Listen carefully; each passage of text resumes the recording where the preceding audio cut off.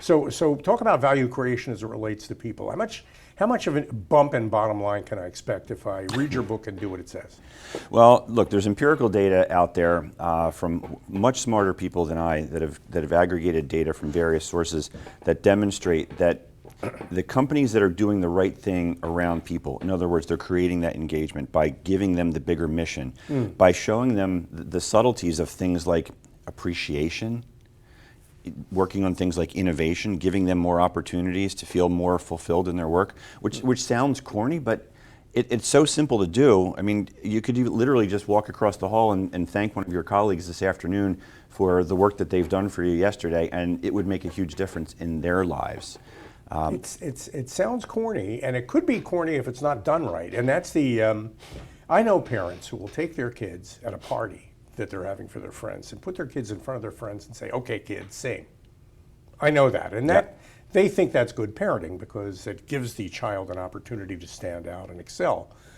That's not what we're talking about here. I mean, it's shut up and color is not what we're talking about here. We're talking about actually empowering employees. Daniel Pink wrote this book, Drive, and I still remember it takes autonomy, mastery, and purpose to motivate somebody, not just money. And in fact, I can tell you a story about money separately, but autonomy, mastery, and purpose are the investments you make in your people that pay off to you. And you can get a significant double-digit percentage bump in revenue, in bottom line performance by taking a few steps to make your people part of the solution. Yeah, and look, you can certainly speak to that. I mean, in your world, what you're doing, aligning brand and culture, you've got the data, you've seen the results, you can certainly speak to what you've seen in terms of performance. But clearly, when you get everyone aligned, rowing in the same direction, and as you often say, rowing in the right direction, that's where you can start to make the big impact in enterprise value. That's what makes the difference. Yeah. Okay, so I've got a group of people, and they're all assembled into my company, and I want them to be the best they could possibly be.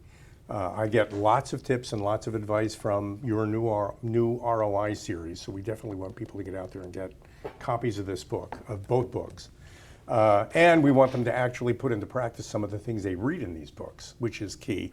And we're now living in a world where, as you said, smarter people than us have created ETFs of companies that focus on this. You can actually invest in a portfolio of companies that have proven that they've read your book by actually putting these things in practice.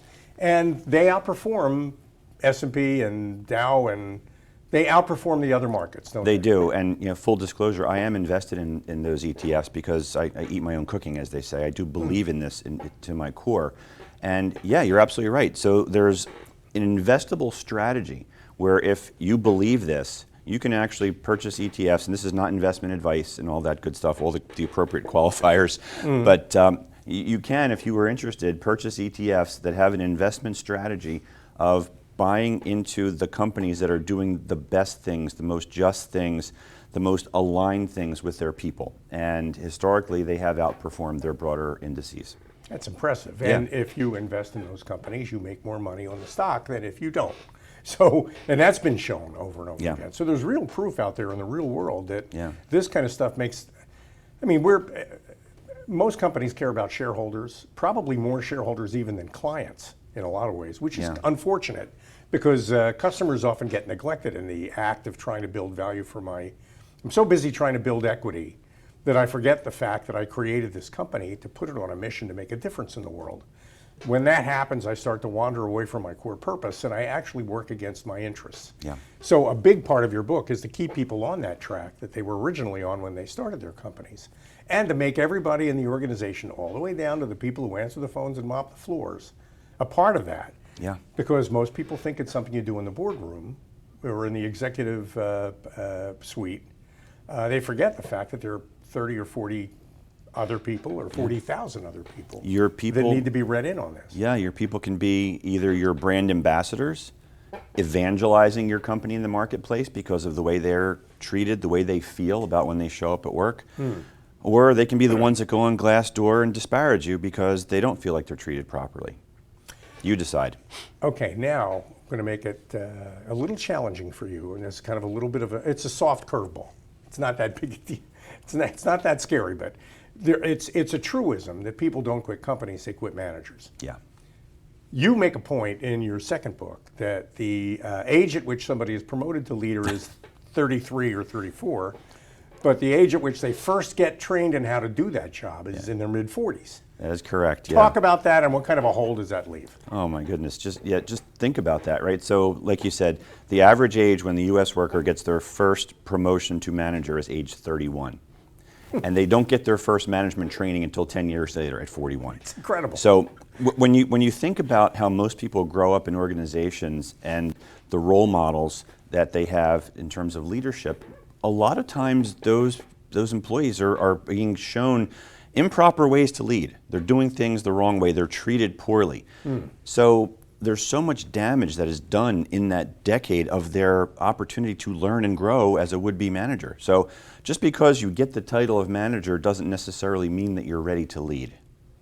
And as a result of that, a lot of the turnover that cost me so much money happens. But it's not even that, because now we're talking about people as liabilities again and not assets.